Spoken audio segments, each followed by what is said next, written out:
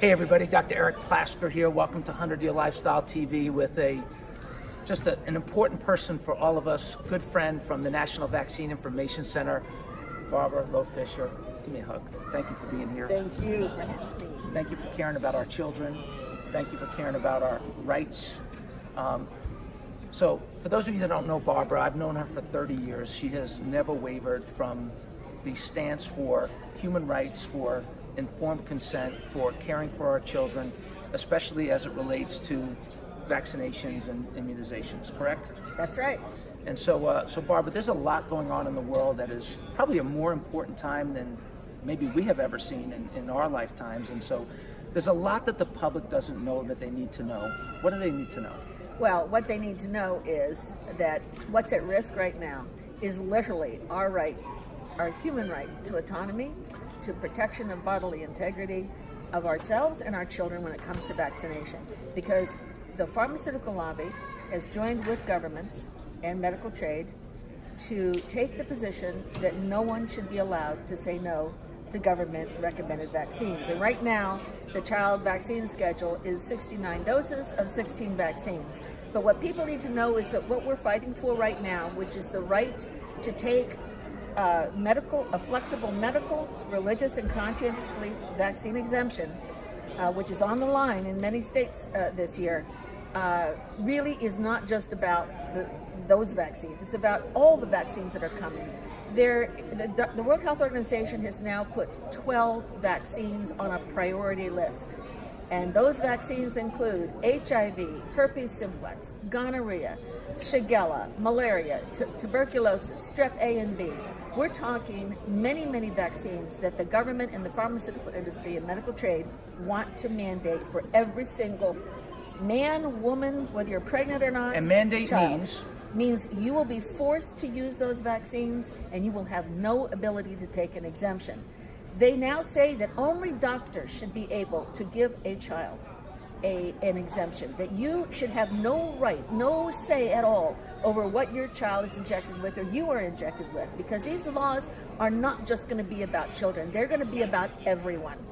And what I heard too is, and I don't know if this is completely true, you know better than me, that means that you won't be able to renew your driver's license if you are not vaccinated. You might not be able to get on an airplane and go somewhere if you are not fully vaccinated. That's right. The societal sanctions right now are that you can't go to school. You can't put your child in daycare, or you can't put your child in a public school or private school in many states. There are now, doctors are throwing families out of their practice if they do not have all the government recommended vaccines on schedule. That means they don't even want you deviating from the schedule. If the schedule says you can give a child 10 vaccines in one day, that's what you're supposed to do. Yeah, so let me ask you, because from a safety perspective, right? It's not like they're foolproof, effective, and 100% safe. In fact, just the opposite is true. What do we know about the concerns that we should have as parents? Right. Well, what we do know is as of 2011, the U.S. Supreme Court has declared FDA-licensed vaccines to be unavoidably unsafe. Wow. Okay. So say that one more time. Unavoidably unsafe is what the U.S. Supreme Court has said vaccines that are approved by the FDA are. That means FDA-licensed vaccines, CDC-recommended vaccines are unavoidably unsafe. And the Supreme Court also said there shall be no liability for vaccine injuries and deaths on the part of the vaccine manufacturers. In 1986, the National Childhood Vaccine Injury Act gave the manufacturers partial liability protection, and the Supreme Court in 2011 gave them full liability protection. So here we are with vaccine mandates and no liability on the part of the companies that make these vaccines, no liability on the part of anybody who licenses them or recommends them or votes to mandate them, because vaccine laws are state laws. The federal government makes vaccine recommendations. The states have the constitutional authority to mandate vaccines. However, even though they've had that constitutional authority since 1905, what the Supreme Court in 1905 said was that the states have the ability to give people exceptions to vaccination. This is what we're fighting for, the exceptions to vaccination, because guess what? The doctors can't predict who is going to be harmed by vaccines. Yeah, it's so true. And a personal story, in fact, he's pushing the camera button right now.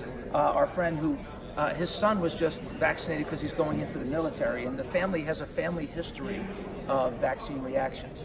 And when they discussed it with the doctors and they expressed their concerns, they said, well, they may just get a red spot, then maybe their vaccine. Well, now here we are a week later, and he's got swollen lymph nodes, and he's got a fever, and all these things that are carrying on, and hopefully it'll come to an end soon, and this body will adapt. But there are so many reactions that are out there, and that are so many things that you and I as parents would be concerned about for our children, that what can parents do to protect themselves now at this critical time when we are in danger of losing our rights? Well, first of all, what people need to get is politically involved. We believe in participatory democracy. That is, the laws that govern us are influenced by what feedback we give to our state legislators. So if we want to protect our exemptions, if we want to expand our informed consent rights, what we need to do is get involved in the process. The National Vaccination Information Center has a portal called the NVIC Advocacy Portal. We've operated it since 2010. If you register for it, go to nvicadvocacy.org and register. You will be put into direct electronic contact with your state legislators. And if you move, just change your address, and then that will follow you, your ability.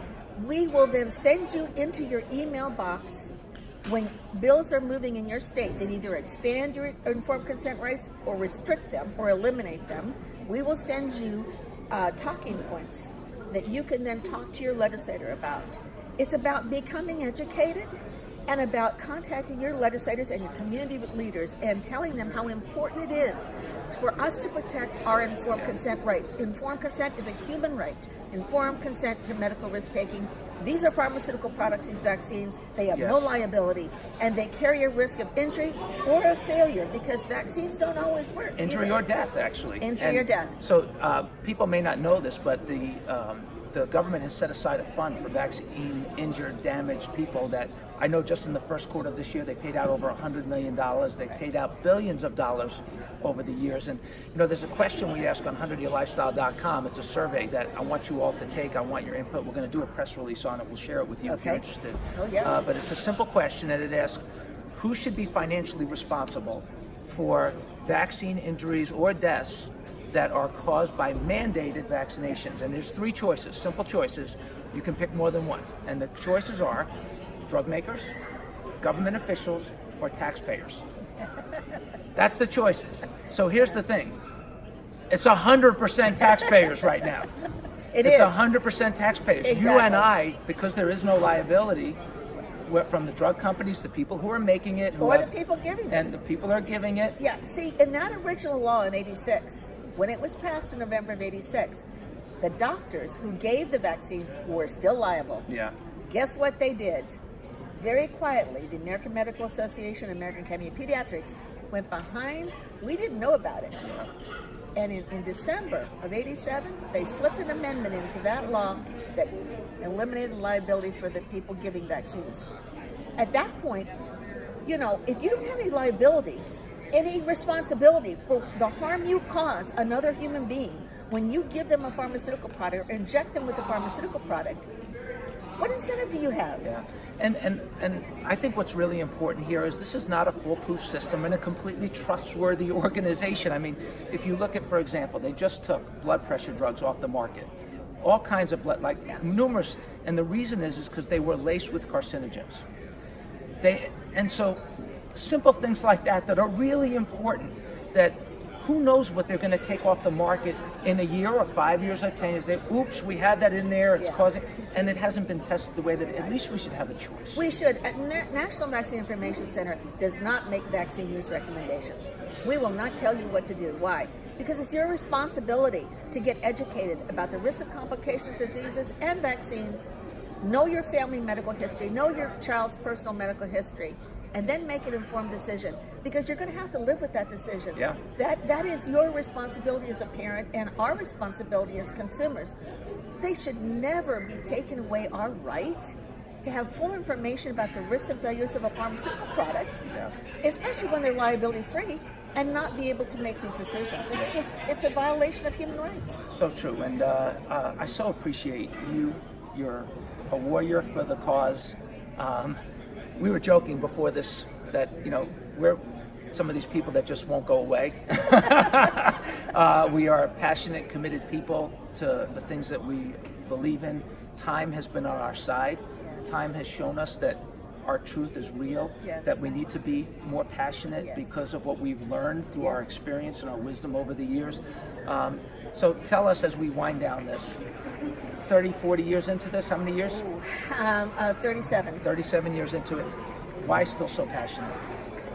Because I can't turn away from the children who have paid a price, the casualties of this one-size-fits-all vaccine policy that is now forcing people, kicking people out of these doctors, kicking people out of offices when they decline even one government-recommended vaccine, when they want to do a different schedule, or when they have decided that the risk is too great for their children, and they, because of their family history, because of the child sick at the time of vaccination, we have to have this freedom, this basic human right to decide what we're willing to risk our life or our child's life for. That's why I don't quit, because this is like life and death decisions. Yeah, it really is. And, you know, for me, same motivation. Motivated by the children that are coming up, the children that aren't born yet. And, you know, we are still the United States of America, not the United Socialistic States of America. That's right. So we should have a choice. And I'm so grateful for you, your work. Thank you, everybody, for watching. Listen, you're learning here that we are rational people that care about human beings, that care about humanity, that are willing to take a stand for humanity in a way that is so true and so important. So thank you one more time, Barbara. Appreciate you so much. And thanks for watching, everybody.